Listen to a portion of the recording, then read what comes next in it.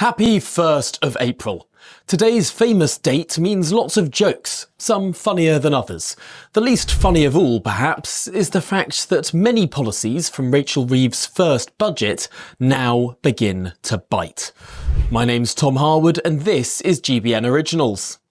Now, the 9% national insurance tax hike that makes it more expensive to employ everyone particularly makes it more expensive to employ the lowest paid due to the slashing of the threshold at which this tax is introduced, down from £9,100 to just £5,000 when you have to start paying this tax.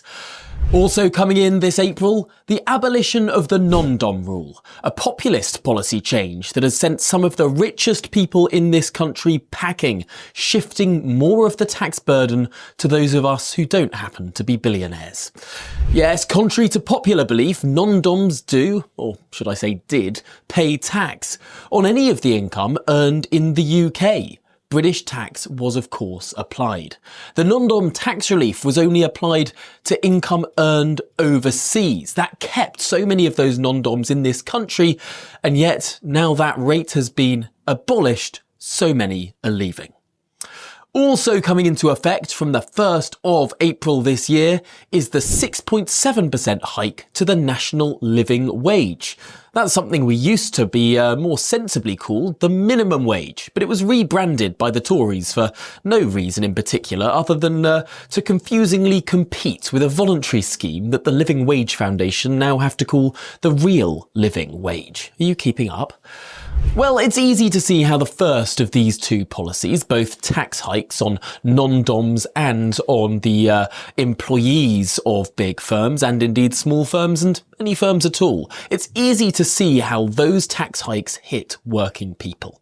Employers pass on higher employment costs to their employees in the form of lower wages that they would otherwise be receiving. The hypermobile super rich, on the other hand, they up sticks. They leave the UK, taking the tax that they would have paid, and often many of the people they employ too, with them. Now, the third policy in this list, the minimum wage hike, the national living wage increase, it's often spoken about as if it's an unalloyed good. A rise in the minimum wage, cheer the MPs on the left and on the right, time and time again. Indeed, in times of austerity, politicians can look very generous simply by raising that price floor for employing people.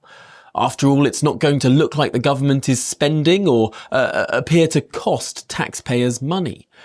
The arguments about the ensuing unemployment effects are well rehearsed. The fact is that a higher minimum wage does nothing to help more people onto that employment ladder. It simply removes the lower rungs. All else being equal, raise the cost of hiring people and fewer people are hired than otherwise would be. But there's another effect that's not so much spoken about. A socio-economic effect, and that's the impact on people earning average salaries. Now, earlier this year, the Resolution Foundation think tank produced a fascinating piece of analysis. Here's what they said. Graduate salaries have stagnated while the minimum wage has risen, leading to convergence between the two. 2 decades ago, the median graduate in a graduate job had a salary 2.5 times that of a minimum wage worker.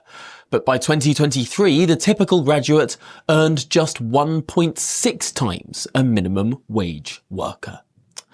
So since the introduction of the minimum wage, both Labour and Conservative budgets have raised the rate relative to that of median graduate earnings. Some budgets, for example that Conservative post-election budget in July 2015, introduced wage floors that were even higher than the recommendations of the Low Pay Commission, a body set up by Tony Blair to advise politicians on minimum wage rates to minimise unemployment effects. This commission is how we avoided such large unemployment predictions when the minimum wage first came in. But the result of all of the rises that we've seen over the past almost 30 years is that the result is in this chart. It shows the stark convergence that the Resolution Foundation talked about, that narrowing of the gap. Now, once you take into account the 9% higher rate of income tax that graduates have to pay until their loan is paid off, it's easy to see how many graduates barely earn more than someone in a minimum wage job.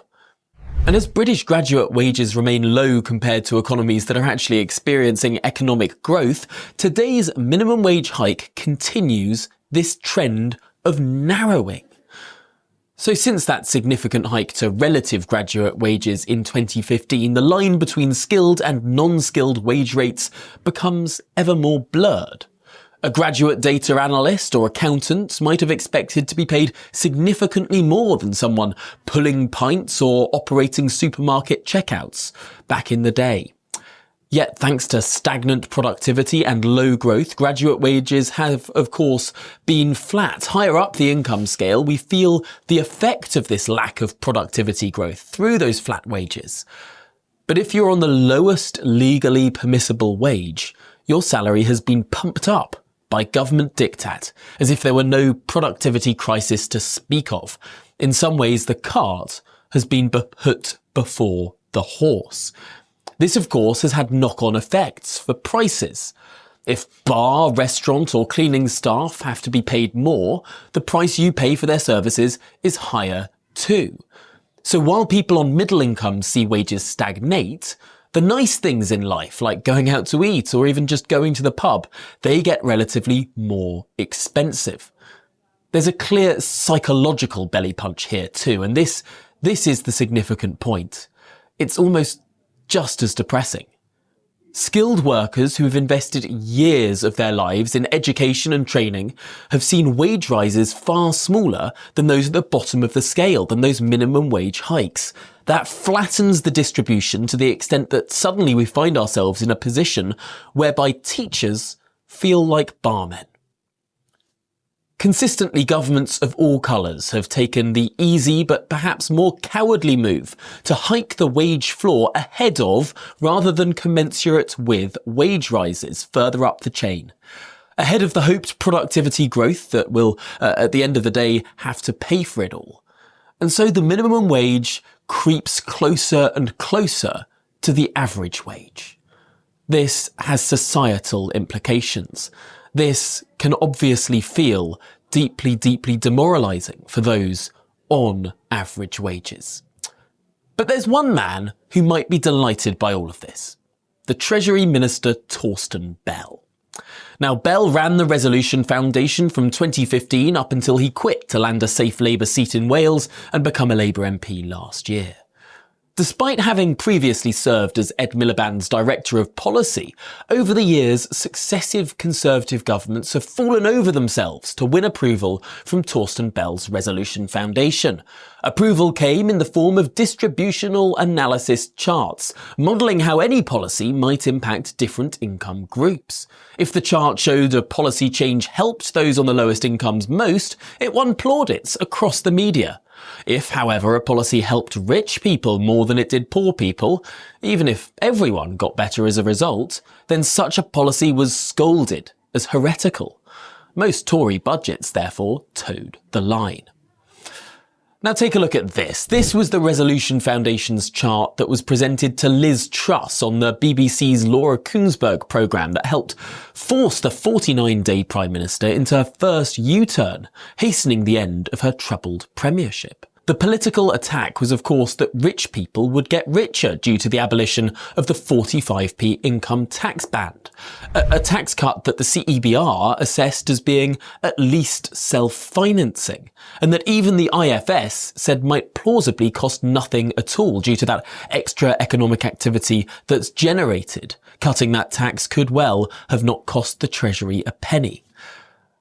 But because of all of this distributional analysis, returning our top rate of tax back to the eras it was only under Tony Blair, even at no loss of revenue, that became impossible thanks to an unhealthy obsession about the gap between rich and poor, almost to the exclusion of any other consideration. This undoubtedly has been bad for growth. All the non-Truss Conservative governments have been so preoccupied by maintaining and even increasing the level of income equality that even returning top tax rates to the level that they were back when this country experienced economic growth was seen as undesirable. Obsessing over the gap between incomes in preference to an obsession regarding the absolute level of incomes might make inequality campaigners happy. It might block off an avenue of attack from your political opponents. But it might also make this country eventually feel miserable. It might make graduates feel like they might as well be pulling pints. Back in 2023, the analyst Stian Westlake wrote a tongue-in-cheek blog for Works in Progress about how successful the UK's anti-growth story has been. Degrowthers and green campaigners should love the British experiment, he joked, because our productivity had been flat for the best part of a decade. Well, perhaps now should be a moment of celebration too. We did it! We narrowed the gap.